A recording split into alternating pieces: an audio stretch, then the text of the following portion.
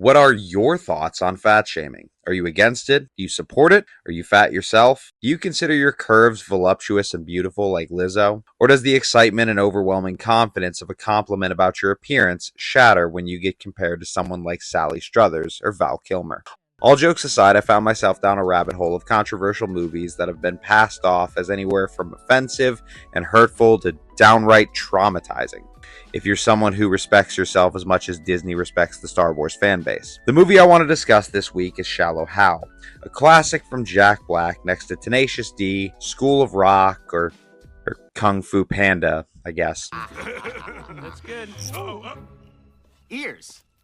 Not working for you? For those of you not familiar, Jack Black plays Hal Larson, a man that was traumatized at an early age by the loss of his father and his father's last words, leading Hal to believe that physical attraction is the most and only important thing about relationships. Until one day, Hal finds himself trapped in an elevator with Tony the Gentle Giant Robbins, where Tony himself grants Hal the ability to see women's inner beauty, exemplified as their physical appearance, i.e., kind, patient, considerate women are portrayed as the stereotypical standard of beauty and sex appeal. The cruel, narcissistic, materialistic women are portrayed as goblins. Tony Robbins still looks like a goddamn alpha chad, and the average HelloFresh enthusiast is portrayed as the owner of a $250 million bullshit health and wellness company. Okay, so I really didn't want to do the proper research considering how strained my mind and voice are from spending hours discussing the intricacies and nuances of fat shaming and inner beauty with friends and family. Shout out to you, Shinra. But The Atlantic released an article back in 2021 stating that Shallow Hal is a fat joke with a 114-minute runtime, and that Shallow Hal has not been relegated to the annals of cinematic shame. On the contrary, it has retained a revealing currency. It has expanded its reach through streaming services where it is popular and even beloved, and it speaks to a culture that still interprets fatness as a condition that deserves whatever mockery it might get. First of all, if this is what you have to take from a movie centered around inner beauty versus the industry standard on beauty, I think you've missed the boat. Don't get me wrong, the movie has fat jokes, and yes, they are pretty bad and not very funny.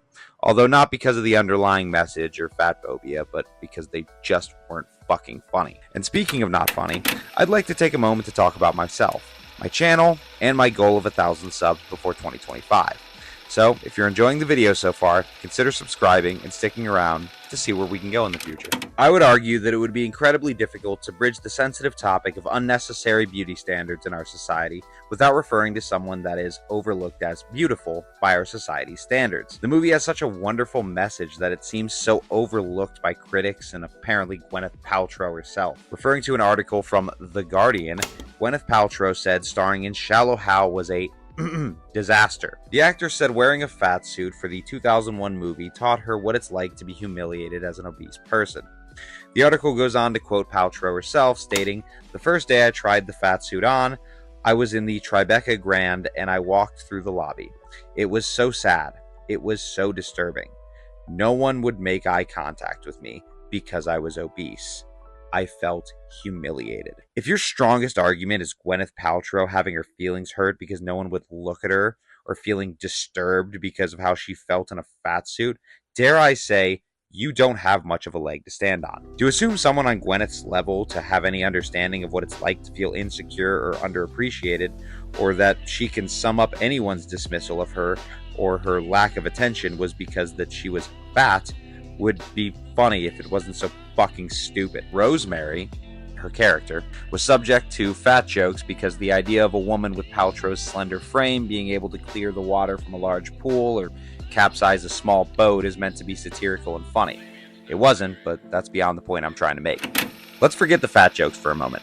The movie takes a deep dive into the perspective of someone that, for the lack of a better word, is shallow. Throughout the movie, Hal goes from someone who approaches women based entirely on their appearance and as the only existing quality to date them, and through unintentional methods discovers that what he appreciated most about Rosemary was just the time he spent with her, and after everything discovers that to him, she is beautiful. This movie actually holds one of my favorite quotes in cinema history that takes place after Hal's friend Mauricio, played by Jason Alexander, undoes Hal's gift and he begins to see everyone for the first time. Let me ask you a question. Who's the all-time love of your life? Wonder Woman? Okay, well, let's say Wonder Woman falls in love with you, right? would it bother you if the rest of the world didn't find her attractive? Not at all, because I know they'd be wrong. That's what I had with Rosemary! The movie's message just goes to show that we're all beautiful in one way or another, through what we decide is our flaws or our strengths. It's what makes us unique, and that those immaterial imperfections aren't what define us. Said best by the Alpha Chad himself, beauty is in the eye of the beholder. So take that, The Atlantic, and go fuck yourself, The Guardian. Also, on an unrelated note, I don't think I've ever seen this topic broached before, but considering if Hal was gifted with the vision of inner beauty throughout the majority of the movie, we're only really privy to the so-called unattractive women that he surrounds himself with, or the one time that we meet someone who may be very jaded, conceited, or self-absorbed.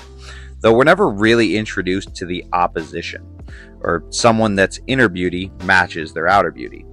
Or do we? Throughout the movie, we're subtly introduced to his neighbor, whom he seems determined to go steady with at the start of the movie before she rejects him for having a difference in personality. She occasionally pops up during and after his gift, never changing in appearance, and near the end, she changes her mind about him because she believed him to be shallow and superficial, until seeing him with different women, seemingly unconcerned with appearance.